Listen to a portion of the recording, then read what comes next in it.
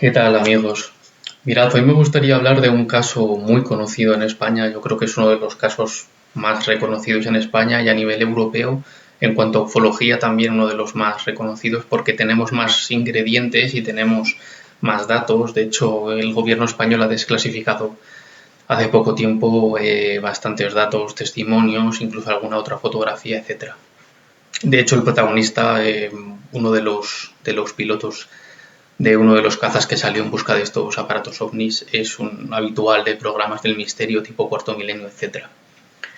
Y digamos, el avión protagonista de todo este incidente era un avión que salió de Austria, un avión de pasajeros, un supercarabel, que iba de Austria a las Islas Canarias, pero que hacía escala en Palma de Mallorca.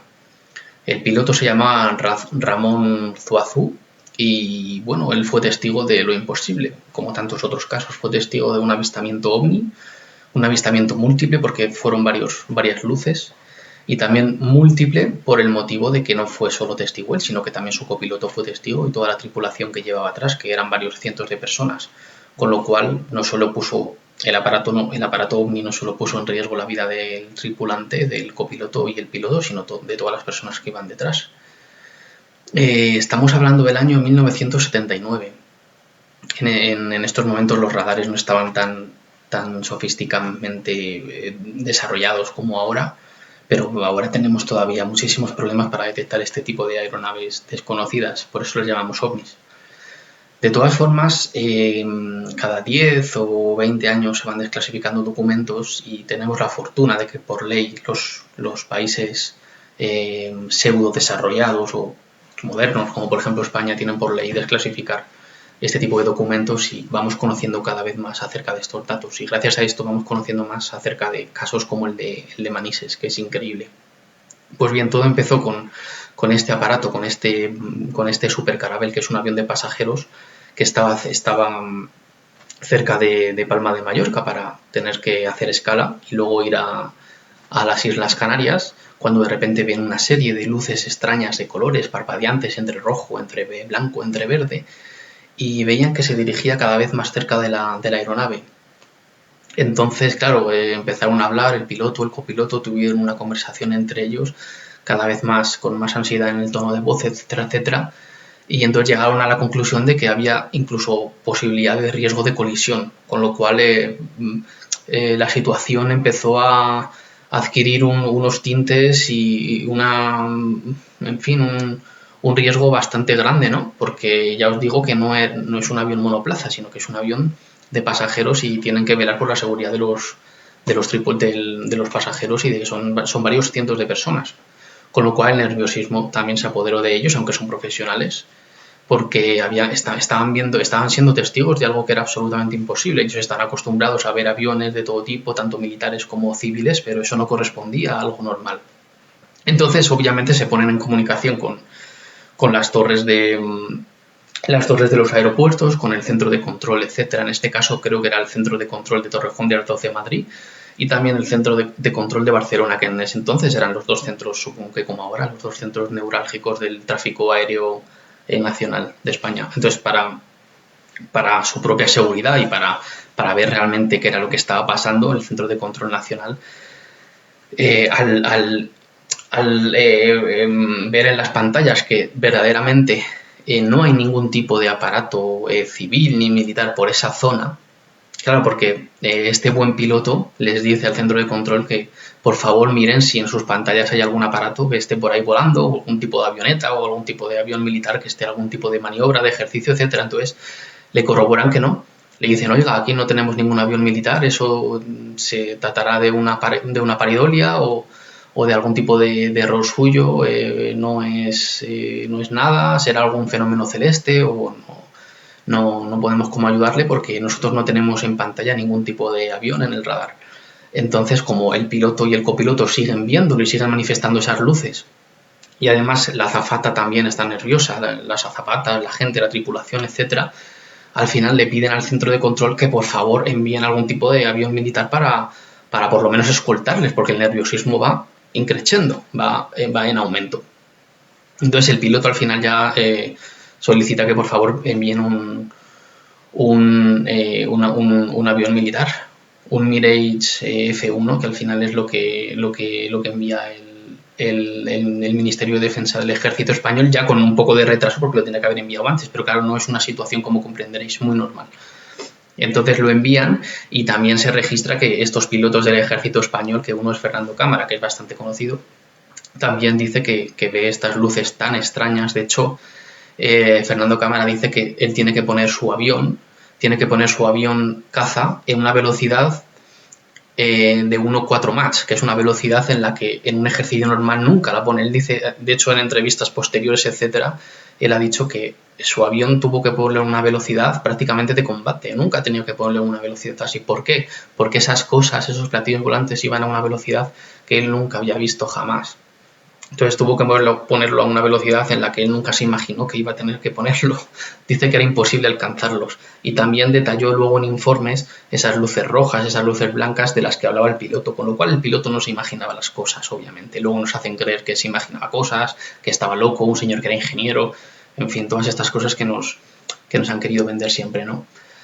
Entonces, claro, el capitán Cámara, porque era capitán este señor, este señor no era un Mindundi, dice que la luz roja al principio se quedó como estática, luego empezó como a dar vueltas y él corroboró que ese objeto le estaba detectando, que era inteligente, porque él dice que cuanto más se acercaba a él, el ovni, como que intentaba jugar con él, bueno, jugar o digamos tener cierta relación o interactuar con él, porque también como que daba vueltas. Dice que los sistemas de amenaza de su avión como que se activaron. Yo no soy experto en sistemas de aviones militares, pero estos aviones Mirage F1 son aviones que ya no están en el ejército español, luego fueron sustituidos por los F-18, que son los actuales, que ahora están siendo reemplazados por los Eurofighter, etcétera. Pero bueno, esos aviones militares de entonces tenían un sistema que se activaba en caso de amenaza cuando un radar enemigo les detectaba, etcétera. Entonces, Fernando Cámara dice que efectivamente su avión detectó todo eso y se activó como si hubiera habido una amenaza real. Dice que se activó y además que el avión detectó que esa cosa, ese ovni, iba a una velocidad que era absolutamente imposible para cualquier aeronave, no solo española, sino también incluso americana, porque se habla también de que estaban haciendo pruebas los americanos, pero no correspondía tampoco a ninguna aeronave americana, ni siquiera experimental, etcétera, porque ya os digo que esa aeronave tenía una velocidad. Y no solo eso, sino que Fernando Cámara relata muy bien que hacía unos giros imposibles, porque, a ver, el cuerpo humano no está preparado para caídas. O sea, el cuerpo humano, por ejemplo, si tú lo lanzas de una caída a una caída libre a una velocidad muy grande, pierde el conocimiento. Eso es así. De hecho, los astronautas se entrenan precisamente para poder aguantar cierta velocidad y ciertas caídas, pero con un traje y con un límite, etcétera. Pero estos platillos volantes parece que actuaban contra toda lógica, contra toda anatomía, o sea, no podía haber ningún tipo de cuerpo, por lo menos físico como nosotros lo conocemos, porque se hubiera desmayado. Fernando Cámara relata eso de forma muy inteligente, que no actuaban con una física como la que nosotros conocemos, porque hacían giros imposibles, iban a una velocidad increíble, luego se paraban y luego retrocedían. Eso es imposible para lo que nosotros conocemos como la física convencional. Y Fernando Cámara luego tuvo que firmar un montón de documentos como que no había visto nada, luego ya con el tiempo se atrevió a hablar, etcétera, y hoy en día ha escrito un montón de cosas, escribe en revistas, escribe en programas, bueno, va a programas, a entrevistas, en fin, es un habitual de programas del misterio y de revistas enfocadas a lo paranormal y también a un poco más a lo convencional, porque ahora mismo Fernando Cámara se ha atrevido ya por fin a dar la cara y a hablar, y es una persona muy reconocida. De hecho, ahora mismo ya no es capitán, sino que ha ido ascendiendo en el ejército. Ya está jubilado, obviamente, pero luego fue ascendiendo. Y no solo él, sino que varios compañeros suyos también se atrevieron a hablar. Lo que pasa es que él fue el primero, él fue el que dio el paso a todo este caso.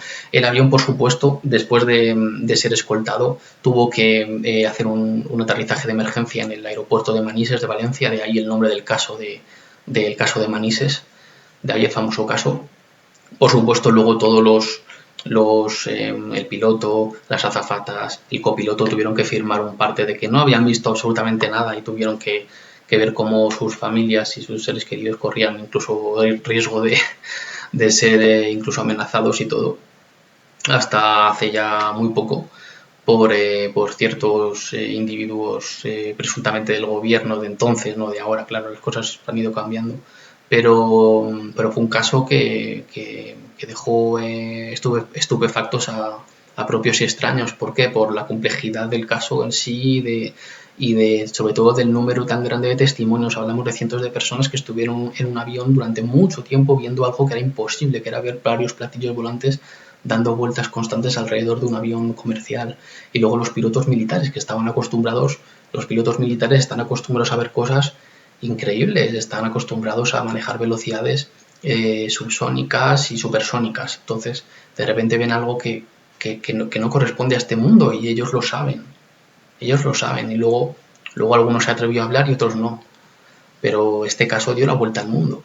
Ahora ya se conoce cada vez más porque se van desclasificando documentos. Entonces el avión, gracias a Dios, no tuvo ningún incidente, aterrizó escoltado por los cazas Mirage F1 del ejército español y no hubo que lamentar ningún tipo de incidente más allá del gran susto que corrieron todos estos testigos que luego ya, como digo, muchos han hablado. Pero esto fue un caso que, como ya repito, dio la vuelta al mundo. El caso de Manises es uno de los mejores ejemplos de que el fenómeno ovni existe y quien quiera negarlo se está dando contra una pared, porque es un tema que existe y que está ahí. Bueno, espero que os haya gustado, que hayáis aprendido por lo menos algo, que sepáis que